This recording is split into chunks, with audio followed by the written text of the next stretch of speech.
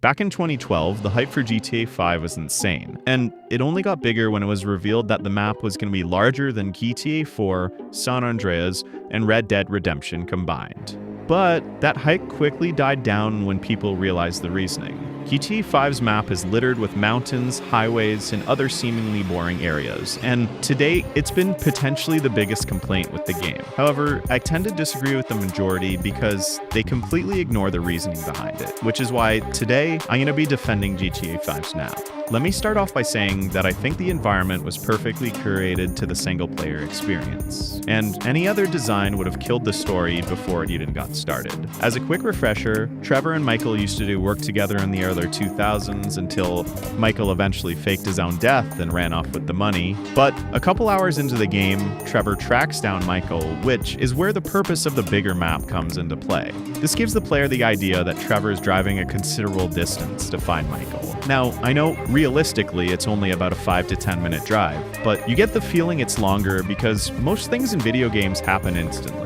And also, the change in scenery from mountains and small towns, transitioning over to a big city with high-rises and lots of people also helps to paint the picture.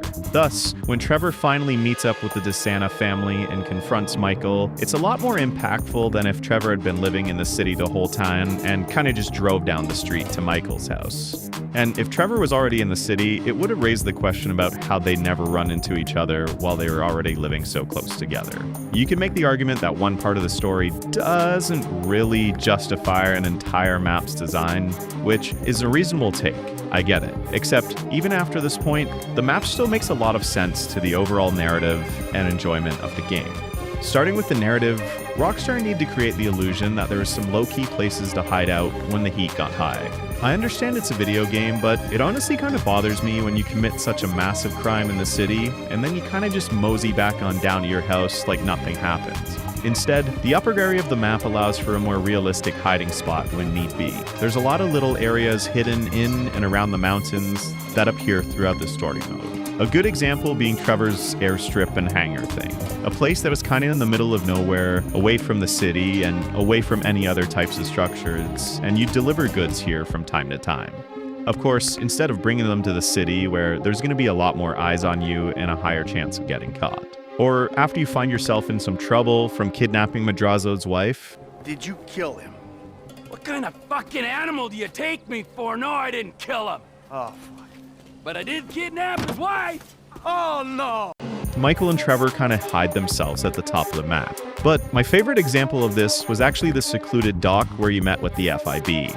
You went there to discuss some plans and carry out the chemical lab raid. Again, the point being that they're staying safe and making sure nobody hears their conversations or catches on to what they're doing. As opposed to missions such as surveying the score, where you're closely following two trucks carrying gold and looking around the Union Depository Bank in broad daylight. I mean, yeah, that's not suspicious at all.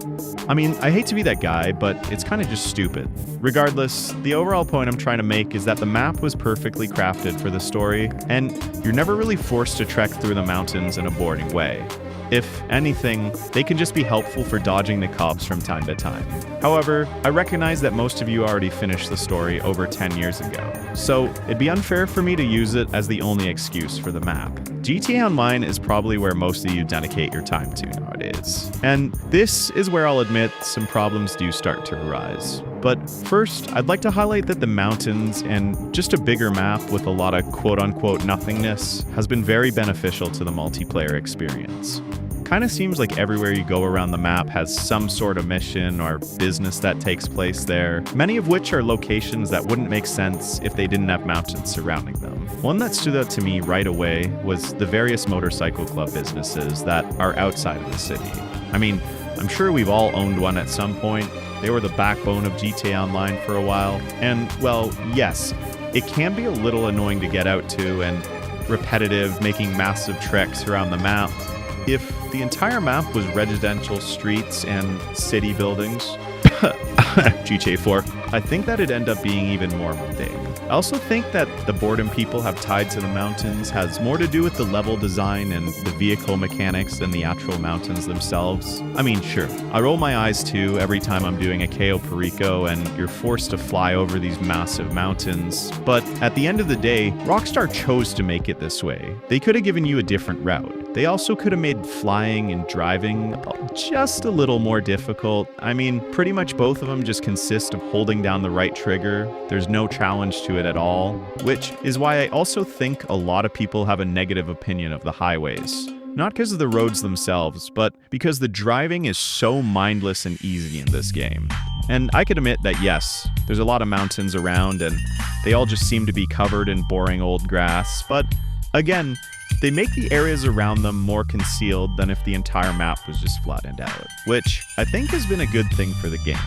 Also, real-life California has a lot of mountains, but it's a video game, so that's kind of a weak argument, but thought I'd mention it anyways. There's a couple other things I could also bring up, like the junk energy chime trials that make a good use of the mountains, or cool camping spots and NPCs you can come across, because I know some people really appreciate that stuff. But at the end of the day, I think I've made my case. Did they go a little overboard with the mounted mountains? Yes. But I think people over-exaggerate how annoying it is and completely forget about all the other positives that the specific map design has brought to the game. So with that being said, I'll be replying to all comments on this video, so please let me know your thoughts, and as always, subscribe to help me feed my family.